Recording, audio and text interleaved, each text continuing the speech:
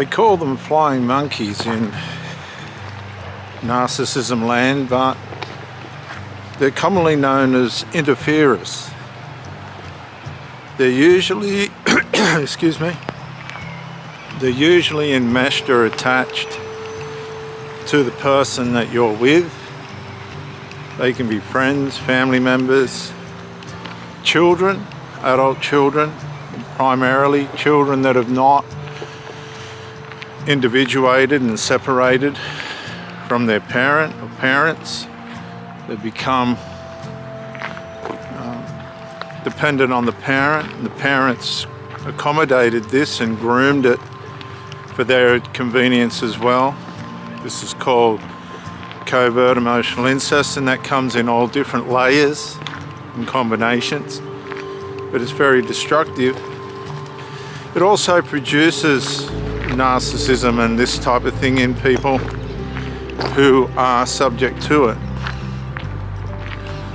The interferers can, for the most part, in a lot of cases, be the cause of the breakup, be the reason for the breakup. And they micro-incrementally, in typical dark triad fashion, work on the person that you're with to erode away their faith in you and the belief that they have in the relationship, to bring about demise.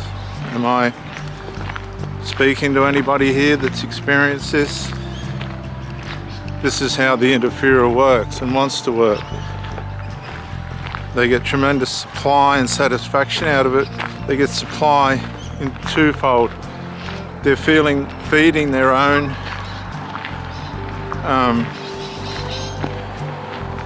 destructive needs by way of sabotaging and influencing the person to sabotage the relationship.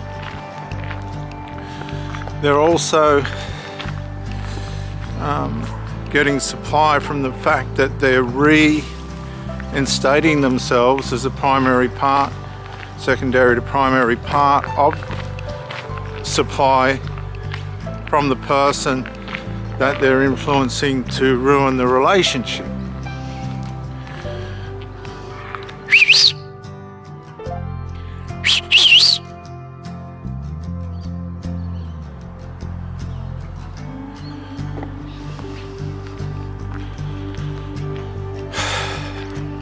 There's nothing much you can do about these types of people, because you're going to be at the mercy of the weaknesses of the person that you're with and how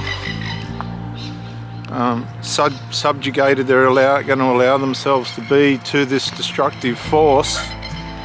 And also you'll find that these people are not only destructive themselves, but also influenced by the spiritual realm, the darknesses that intrude into the minds of people to invigorate their sinful nature and self-destructive sinful characteristics that'll work against them and most things that are positive in their life. So you've got interferences coming from all angles, and you have to understand that people aren't culturalized these days to be able to combat the force, the influence behind these intrusions. They're fierce, strategic, covert intrusions that are going to be too hard for you to combat. So it comes down to the person that you're with. Now, in times past, you had a greater percentage of hanging on to the relationship because principles and values and the way people were culturalized were different to what they are now. People don't care now.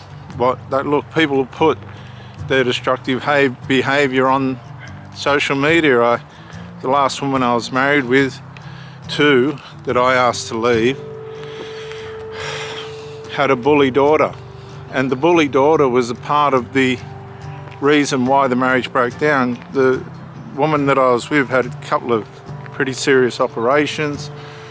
The bully masculine daughter was trying to overload us with minding her son, which I didn't mind, but it got a little bit out of hand. Then, when I confronted the issue, because the mother said to me, look, this daughter of mine is running around and being irresponsible, and we're minding her child while she's doing it, we're going to have to do something about it. So I intervened. I said, look, we can't mind as much as we love to.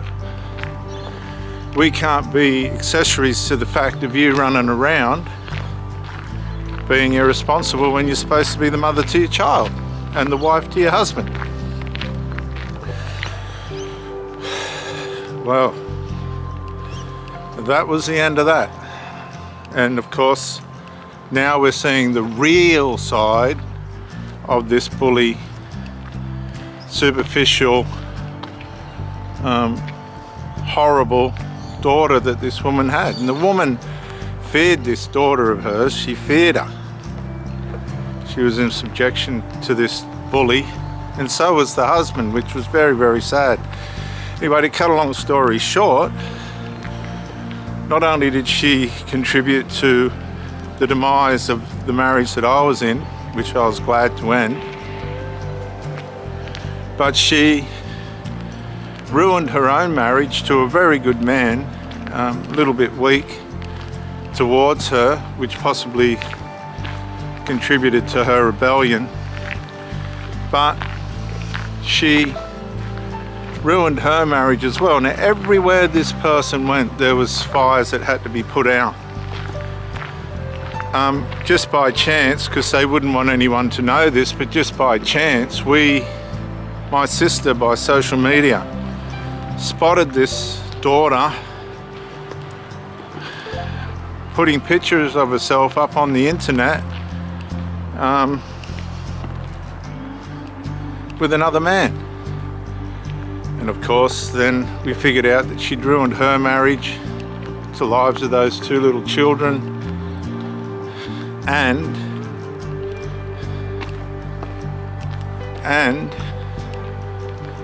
she was pregnant to another man.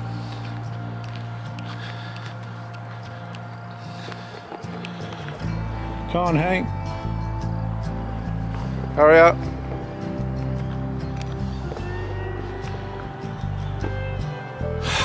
So it didn't pay off for anybody, any of that.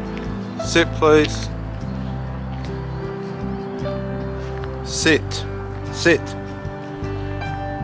Right, let's go. So then moving on from that, you see that these people reap what they sow. They just reap what they sow. They're not conditioned.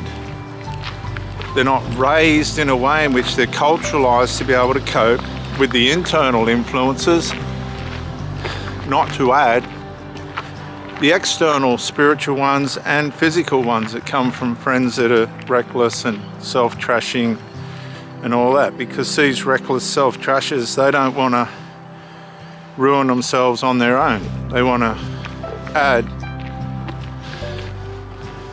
they want to spread their ruin.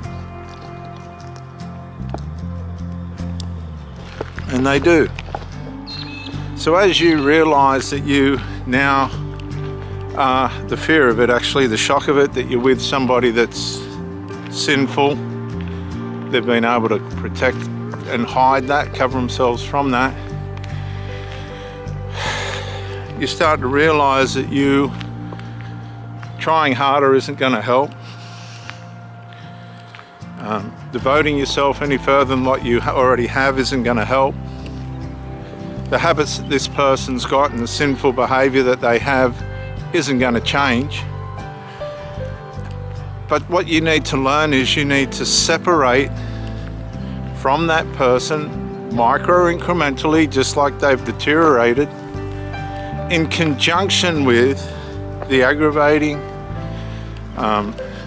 negligent behavior that they're investing into the relationship. In other words, as they're debiting the relationship, so do you. But once you're confirmed in your mind that this person's no good for you, The sooner you can get out, the better. You jump like a parachuter out of the plane and let them deal with the consequences of their behavior. Not you, but themselves, and never, ever, ever, ever go back.